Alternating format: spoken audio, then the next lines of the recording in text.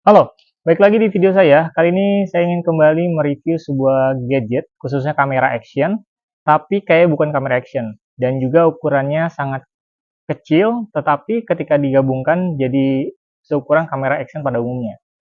Namanya adalah Insta360 Go 3, yang dimana ini kamera action yang saya bawa kali ini untuk traveling ke Turki.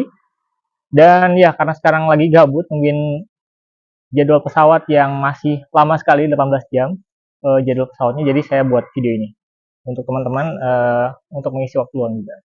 Oke, nah langsung aja kita akan bahas kelebihan dan kekurangannya, dan ini tuh kameranya cocok buat siapa sih dan digunakan untuk waktu kapan gitu. Langsung aja kita bahas dari apa dulu ya, dari kelebihannya dulu.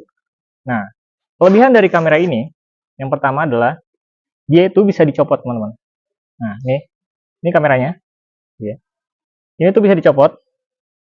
Di kamera itu sebenarnya yang ini, kamera action itu yang ini bisa dicopot tuh ya, dan dia juga pakai magnetik, bisa dicopot. Nah, kamera itu segini, dan itu bisa ditempel di besi dimanapun, itu bisa ditempel asalkan dia besi, bisa nempel dan juga sangat kuat ya nempelnya itu.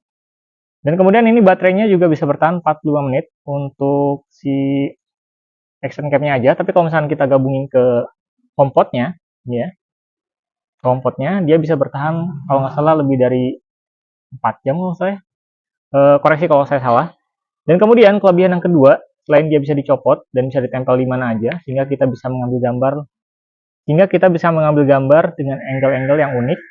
Yang kedua adalah ini nih HomePod-nya, kita bisa flip layaknya kamera mirrorless gitu ya untuk ngevlog. Ini cocok banget nih untuk traveling karena layarnya bisa di flip gitu. Itu kelebihan yang kedua.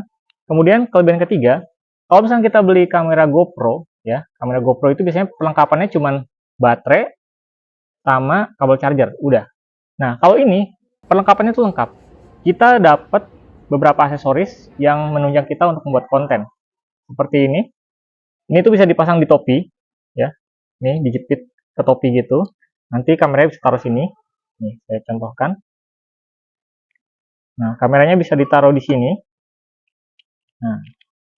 Nah, di sini tuh. Dan ini juga ada magnetnya, ya, kencang juga. Jadi bisa jadi point of view gitu ya, gambar point of view dari dari video kalian ya. Nih, loncat lagi ya. Gitu.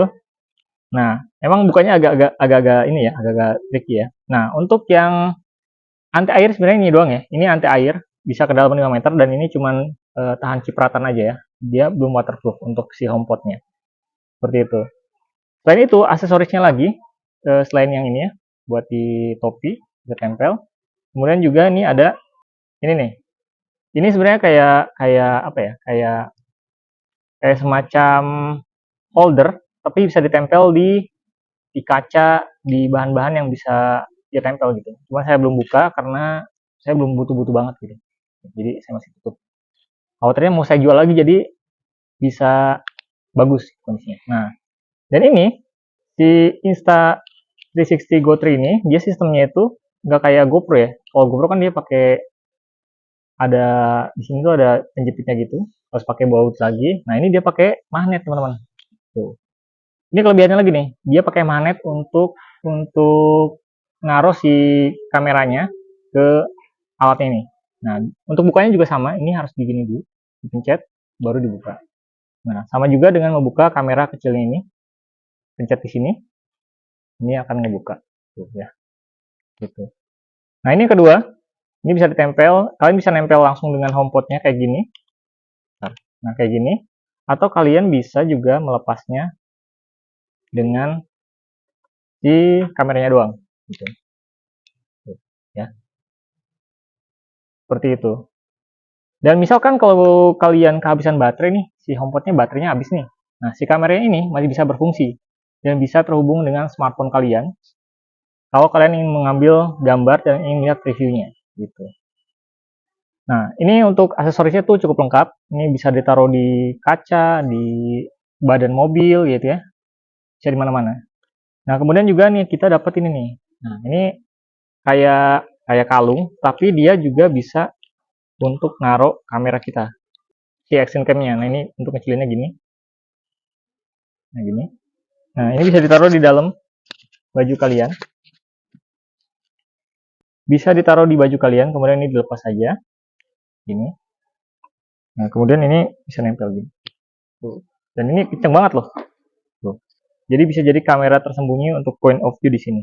Dan juga ada tambahan, kalau misalkan kalian pakai kamera ini di sini gitu ya, di dada, dan kayaknya kurang rata gitu di dadanya. Nah, ini ada tambahan juga nih. Ada tambahan ini untuk meratakan ininya, apa namanya, sudut pandang gambarnya, biar nggak terlalu ke bawah. Ini juga magnet ya. Nah, seperti ini bisa taruh di sini. Ya. Nah, itu kelebihan yang ke berapa ya tadi ya? Kelebihan yang ke, pokoknya itulah. Itu banyak dan sudah include di paket penjualannya gitu. Nah, aksesorisnya lumayan lengkap. Ada ini, dan ini untuk membuat kontennya. Lalu yang terakhir itu dari ini ya, dari menunya di kamera ini itu juga sudah cukup lengkap, dan juga kalau misalnya kita pakai aplikasinya di smartphone juga menurut saya sangat sangat mudah digunakan, dan ya tanpa ada delay yang gimana gitu. Jadi sangat-sangat enak lah untuk pakai aplikasinya mengoperasikan si kamera ini. Kemudian juga di dalam kamera ini banyak juga mode-modenya, dan kita bisa ngambil gambar. Misalkan kita ngambil gambar landscape kayak gini. Nah, kita bisa ngambil untuk mode potretnya juga. Jadi ada namanya di sini tuh menunya. Ini saya nyalain dulu. Nah, di sini ada banyak menunya. Di sini ada namanya free frame ya. Free frame. Nah, ini kita bisa ngambil gambar landscape, tetapi juga kita bisa ngambil gambar juga yang potretnya. Jadi kalau misalkan file mentah itu kayak bulat gitu, jadi ketika kita butuh file untuk potretnya, kita bisa langsung pilih file potretnya. Tapi kita butuh file landscape-nya, ya udah kita bisa ngambil export untuk file landscape-nya. Nah, itu bisa kita download di aplikasinya nanti ketika kita mau export ke handphone kita. Kemudian di sini juga ada menu-menu lainnya.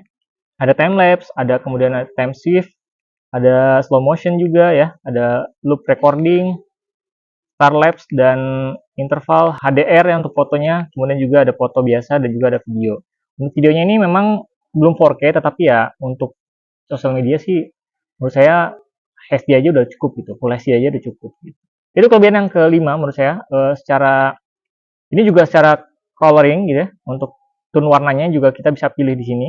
Ada menu tone warnanya bisa kita pilih sesuai dengan selera kalian. Bisa flat juga. Jadi kalau kalian suka yang grading-grading gitu ya, nah bisa pakai flat dan kemudian bisa color grading sendiri gitu. Itu kelebihan yang kelima dan terakhir, dan sekarang saya mau ngomongin juga tentang kekurangannya dari kamera ini. Kekurangan yang pertama menurut saya, karena dia itu sistemnya magnetik antara si kamera dan si HomePod-nya, ketika kita lihat previewnya di layar itu suka delay antara gambar dan gerakan yang sudah kita lakukan, itu agak delay. Dan juga ketika kita copot si kameranya dengan si HomePod-nya, ini gambarnya juga suka tidak real time gambarnya ya, dan juga agak buram gitu. Bukan buram ya, agak patah-patah gitu gambarnya. Karena emang sistemnya ini mungkin kayak pakai WiFi atau Bluetooth, saya kurang tahu ya. Gitu. Itu yang pertama kekurangannya. Yang kedua kekurangannya adalah dia itu baterainya baterai tanam. Jadi nggak kayak GoPro yang bisa dilepas pasang. Kalau misalkan rusak baterainya bisa diganti. Nah, kalau ini dia baterainya tanam ya, baterainya tanam baik di HomePod-nya maupun di kamera action-nya gitu. Itu yang kedua kekurangannya. Jadi kalau misalkan rusak baterainya ya udah rusak semuanya gitu ya. Nggak bisa diganti baterainya. Nah, yang ketiga, kamera ini tuh resolusinya kecil. Jadi kalau misalkan kalian pakai untuk ngambil gambar low light atau kekurangan cahaya, ini noise-nya banyak banget, kurang bagus menurut saya. Dan kemudian karena kecil ya sensornya.